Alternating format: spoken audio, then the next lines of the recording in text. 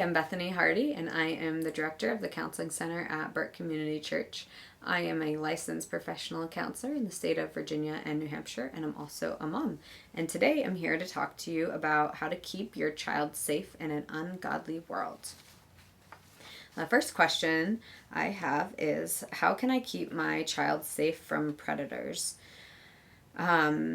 I think a key to this one is talking to your children about safety, talking to your children about their private parts, calling them by their name. Don't make nicknames for private parts.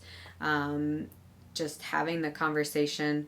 Whenever my kids go to the doctor always makes sure to tell them, I'm doing this because your mom's here. She gave me permission, but nobody else should be asking to touch your private parts, that sort of thing. So, just not being afraid to talk about that, not being afraid to call them by their real names. If you give nicknames to them, then they're going to think that if there's a predator that is, trying to talk to them or trying to do something inappropriate with them, they would also give it a nickname as well. So making sure that you call it what it is, tell them nobody should be asking you to touch your private parts. Nobody should be asking you to see your private parts. And if somebody does, make sure that you come and tell me. You would never get in trouble. So really just being open to talking to them about it, asking them about it occasionally, asking them, oh, how were you feeling safe in this situation? What happened in this situation? Just keeping that open communication and not shying away from talking about it. If they do come to you with something or someone that they said, this person did this to me, watch your reaction. If you have a big reaction and a big response, then they're going to be fearful that maybe they did something wrong and they're going to get in trouble. So even though inside and internally you're going to be exploding, be very calm. Just try to get more information, comfort them. Thank you so much for telling me about this. How are you feeling about this? Mommy wants to keep you safe, that sort of thing. So making sure that your response externally is not a reactive response, but a calm response, so that they know that they can come to you and that they're not bad by telling you something that happened. The next question is, when should I give my child or teenager a cell phone? Never. Just kidding. I think it's different for every family. Again, it depends on your family, your situation. I personally don't plan on giving my kids a cell phone for a very long time. If you decide to do middle school, I think that might be a fair time frame. However, there has to be restrictions on it and conversations about the cell phone. There's a lot of parenting apps and stuff like that you can put on restrictions and that sort of thing. So that's probably how I would do it. But I think another key thing is not making it a big deal. It's I've kind of talked about that a little bit with some other questions, but not it being like, all right, it's your 13th birthday, you get a cell phone today, and it's like this big ordeal, because then that glamorizes the cell phone.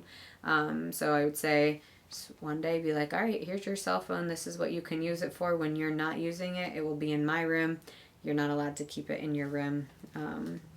Which leads into the next question of, what are your tips regarding cell phone usage? Nothing good happens after dark, so I would say kids should never have cell phones in their room, regardless of how old they are. Probably the older they get, the worse it is actually to have cell phones in their room. So keep it downstairs. Make that a habit for you as well, so they see that you're not bringing your cell phone. Kids' behavior by what they see, they model our behavior. So if they always see you on your cell phone, then of course they're going to want a cell phone. If they always see you bringing your cell phone into your bedroom with you, then they're going to want to do the same thing. So if you don't want them to be obsessed with their cell phone, then put your cell phone down and have it just be, all right, no cell phones at dinner. We don't do cell phones when we're having a family game night. Just having those pre-established rules, but having it lead by example. If you're telling them no phones at dinner and then you get a phone call and that you answer at dinner, well, then they're going to think that's hypocritical and they're not going to respect that. So make sure that you're modeling what you want them to be doing on their cell phone. The next question is, are there any social media sites I should not allow my teenager to be on? Well, they're always coming out with new ones. So I would say for now, probably Snapchat and TikTok need to be monitored. I like to have social media accounts so that I enjoy having a social media account, but also so that I can kind of see what is out there and see what kids are being exposed to. So I pretty much have, or try to stay up with whatever the new social media accounts there are. But I do think they need to be monitored because Snapchat can get kids into trouble. TikTok can get kids into trouble. I think Instagram, I haven't really had too many issues with Instagram or Facebook, although most kids don't use Facebook. So I think it's more just education for yourself as a parent. So knowing what's out there, knowing what they can do on these sites, and then monitoring it and having conversations about it. The next question is, when should I allow my teenager to start dating? Again, I think this is probably different for every family. Every family is going to have a certain age or certain idea of what they want. I think the thing is to, again, not glamorize it. I don't believe in having a set age. You can date at 16, you can date at 14, whatever the age may be, because then it glamorizes it, and let's face it, they're going to date before that age anyways, and they're just not going to tell you because they're going to be scared that they'll get into trouble. So I think it's always best to have the conversation when they're younger, elementary, middle school. You're going to at some point want to have a boyfriend or a girlfriend. Like, just talk to us about it, and we can talk about it together. There's no like set age. You can't date until this point. Because again, I think that can cause a really big power struggle, and it can cause the kids to not come to you. For example, if something happens in a relationship prior to that age, then they'll know, okay, well, I'm going to get in trouble because I'm not even supposed to be dating.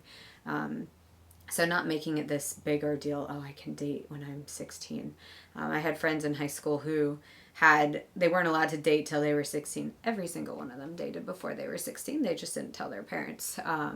Whereas my parents' approach was, whenever you wanted to date someone, just talk to us and we'll talk about it as a family and go from there. And so the stigma was less like, I didn't feel like I had to hide who I was dating because my parents would be okay as long as I talked to them about it. And they may say no, but there was no like hard and fast rule. So they don't feel like it's forbidden, and which can cause rebellion at times. So that is the other question was tips regarding dating, which I feel like I just kind of answered in that one.